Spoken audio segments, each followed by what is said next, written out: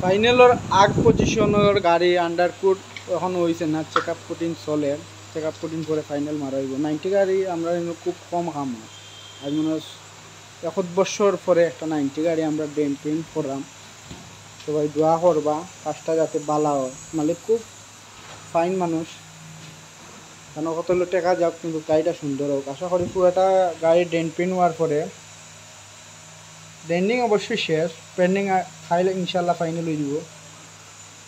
ওইলে গাড়িটা দেখবা কালারটা কীরকম আমার। ভালো থাকবা সবাই, আসসালামু আলাইকুম। গাড়িটার ভিতর দেখান।